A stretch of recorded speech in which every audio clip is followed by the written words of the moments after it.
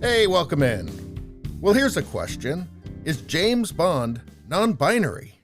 Well, spoiler alert, no, obviously not. That's never going to work. That is a perfect way to destroy a franchise, a perfectly profitable franchise, a well-loved franchise.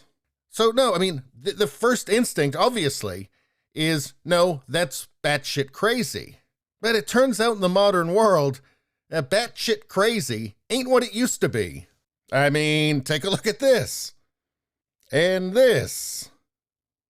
And this. So it really shows, I mean, you can't really be surprised by anything these days. And our woke entertainment overlords do seem determined to destroy everything that people enjoy. Like, I don't know, this, and this, and this. But here's the headline. Is James Bond non-binary? Barbara Broccoli trolled after dropping bombshell. And who is Barbara Broccoli? Well, she's a producer in the franchise. And after raging speculation that the next James Bond will be a woman, again, terrible idea. Because obviously it's not James Bond anymore, so nobody who likes the franchise would want to watch it. But anyway, and now a producer has hinted that the debonair British spy might identify as non-binary in future movies of the franchise. Non-binary. Now, this is one that kind of confuses me. What exactly does it mean?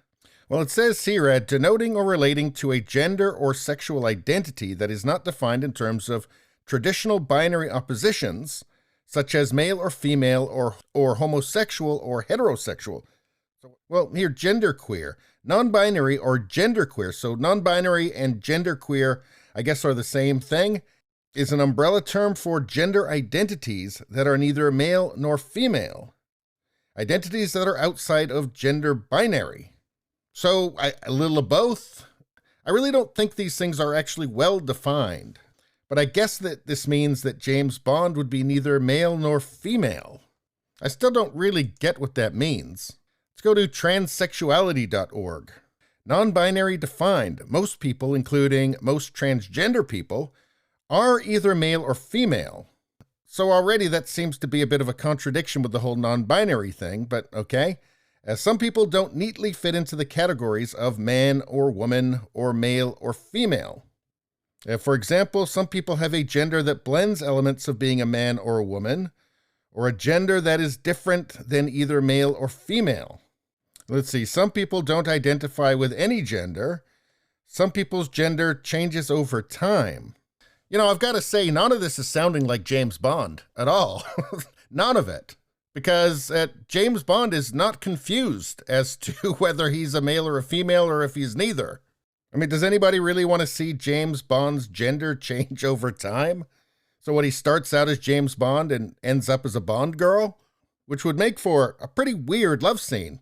You know, I can't help but think that doing this would kind of take away the parts of James Bond's character that people watch James Bond movies for. Is that what we're calling progress these days? Okay.